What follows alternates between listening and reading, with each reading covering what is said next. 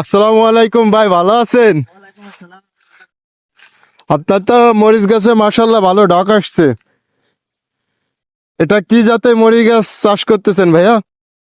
এ হচ্ছে বারোই মরিচ। বারোই মরিচ চারা কি আপনি নিজে পাতায় লাগাইছেন নাকি হাট থেকে কিনে আনছেন এই চারাগুলো? ওই ছাড়া আমি নিজে পাতায় লাগাই। এই চারাগুলো স্বপন ভাই নিজে পাতায় আপনার তারপরে তিনি এই চারাগুলো লাগাইছে। কতটুক জমিতে আপনি এই বারোই জাল গাছের চারা লাগাইছেন? 3 কাঠা জমিতে।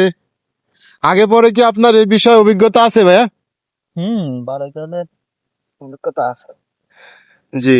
এর ফলন কেমন আপনার প্রতি গাছে আপনার কতটুকু আনুমানিক ধরে?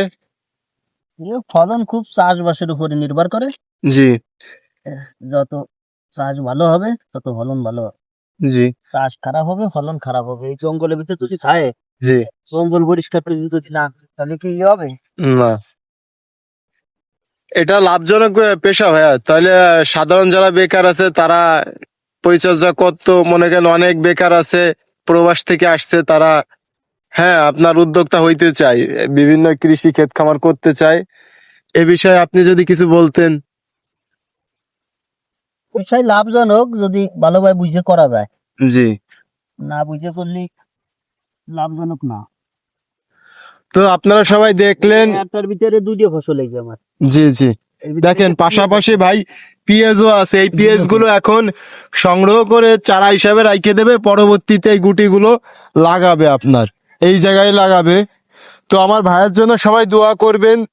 তিনি খুব সুন্দরভাবে চাষাবাদ করে, আপনারা সবাই জানেন। মাঝে মাঝে আমার ভাইয়ের ভিডিও দিই। তিনি এখানে বারোই মরিচের চাষ করতেছে, পেঁয়াজ আছে, শাকসবজি আছে এবং আমাদের এখানে পাটও আছে। তো আপনারা দূরে একটু জুম করে দেখায় দেন, এই যে পাটও আছে এই পাশে, আর এখানে আখও চাষ হচ্ছে। হ্যাঁ, তো সবাই আমার ভাইয়ের জন্য দোয়া করবেন, তার ক্ষেত খামারের জন্য আল্লাহ পাক রব্বুল আলামিন বারাকা দান করে। আসসালামু আলাইকুম রহমতুল্লাহি ওয়া বারাকাতুহু।